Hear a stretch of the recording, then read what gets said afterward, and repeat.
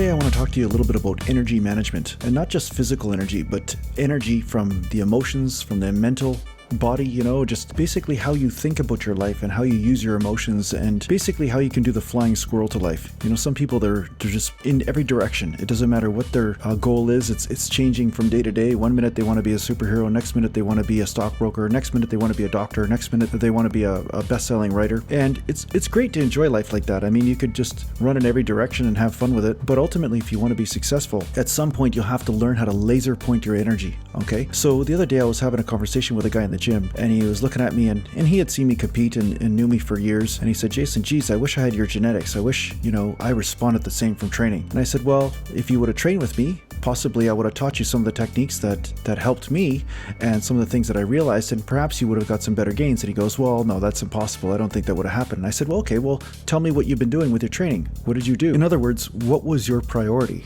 A lot of successful people don't have, split alignments. They are working towards one goal, and they put all their energy into that. What's this guy doing? It's about connected to the body. I really wish that guy wouldn't interrupt me when I'm talking. I mean, talk about split alignments. I mean, this is hard for me to finish a YouTube video and this guy keeps on interrupting me. Anyway, this is not about working out. This is about what I'm saying. But anyway, so I asked him basically what his priorities were. That's really what I was asking. What have your priorities been? And most likely this will influence how far you go in anything you do. Okay, so it turns out that the guy worked lots of hours, doing hard hours in construction. He chased money and did lots of different types of hobbies and projects, which is all great.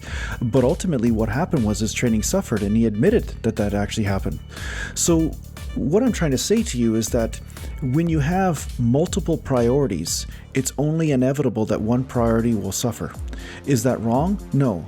But what I'm saying is, don't look at somebody that made something their priority and say, "Oh, I can't have that," because you're not willing to make it your priority. So that's one of the reasons that might be holding you back. If you're not willing to make something your priority, it will be harder for you to become a master at it. So I talk about this a lot of times when I was in high school, at 11 o'clock at night, I knew friends that were out getting drunk, playing, different types of drinking games and all this kind of stuff.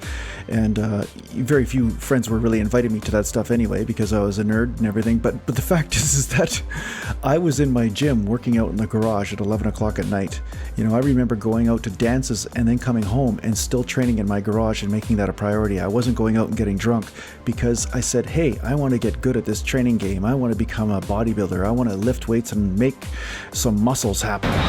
Okay, so I'm doing some squats today, but I did some stiff-legged deadlifts a couple days ago, and I noticed I'm a little bit tight today. So I'm going to stick at 315 like I usually do, but I'll stay here, and you'll notice that my rep range isn't quite as high as some days. Some days I'll get 20 reps and above for 315, and then some days I'll get only 10 reps. It just depends on how I feel. So we'll do a few more sets and just go through the motions here, but be careful with the motion because when you have tight hamstrings can cause back injuries, right? So the nice thing about giving something your priority is that you fully pay attention to it. You then start to really notice the subtleties within the subtleties, as I've said before. You start to really dance with whatever craft you're trying to master. You're not just superficially gliding over it and then getting on to the next hobby or next endeavor that you're trying to pursue. Okay, so ultimately the world is in everything. I mean, as some spiritual masters have said, you can find the world in a leaf or in a flower or in a rock or just in the physical body, and I guess in bodybuilding that's exactly what you're trying to do. You're trying to find the entire world in your physical body. So by making any goal you have a priority, even bodybuilding, whatever it is, you will become more of a master at it, but it also will mean that you will have to manage your energy and be honest with yourself about how much energy you do have. I mean, you can't master all paths at once. Eventually you may become master of all paths, but only through mastering one path will you be able to master all paths. Okay, so this is something that is really underrated and underestimated by a lot of people. A lot of people think that they can just master everything. They want to run a marathon and then they want to lift 700 pounds over their head. And it has been my experience that learning to master one thing first is the first step to mastering all things. You notice I sat my ass back more than the previous set just to help stretch the hamstrings out, because sometimes when your hamstrings are tight, you'll notice that your bum will come a little forward and you'll maybe not arch the back as much.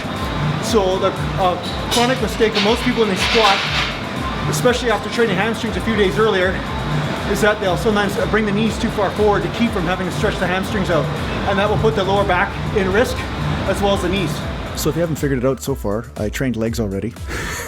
Then I went on to chest and back. So today was just one of those chest, back, and legs days. So a lot of times I'll do a chest, back, and leg day. I hit the 3 major body parts, and sometimes when I hit squats first or lunges or whatever, I like to do a nice light workout after with the upper body. So honestly, this machine right here, a hammer strength machine, I can count on one hand how many times I've really used the hammer strength machines in my life.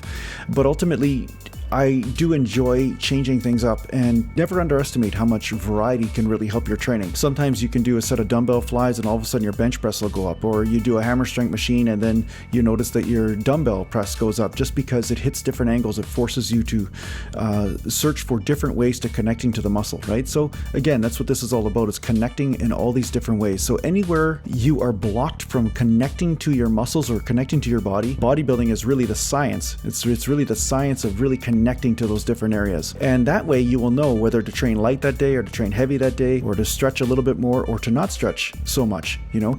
That's why I think I've gotten a lot of hate on YouTube, is a lot of people say, well, geez, Jason, you should have to do an exercise only one way. Well, that's only based on somebody that's incapable of connecting to their body. But once you are connected to your body will tell you what it is that it needs at that moment.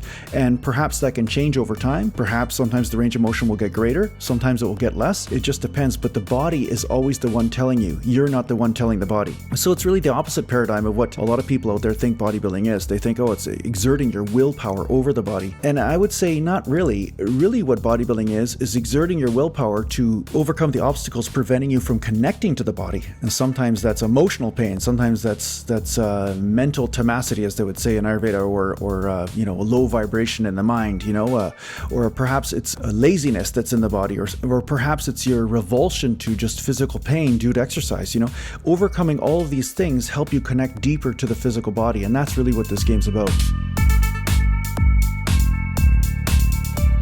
So from chest, I went on to do a back exercise, and because I've been doing so much lower back with squats and bent over rows and things, again, I jumped on a machine and I just wanted to get a nice stretch on this machine here. I really like this one actually because it does stretch the lats, because the machine comes up. It's like the angle. You kind of come up towards the chin and then you come down towards the waist, so you really get a lat heavy exercise in this, really lat dominant. So try this machine out if you do have it in your gym. It's actually a really useful one to kind of incorporate in between your days where you're doing a lot of heavy deadlifts or squats or bent over rows.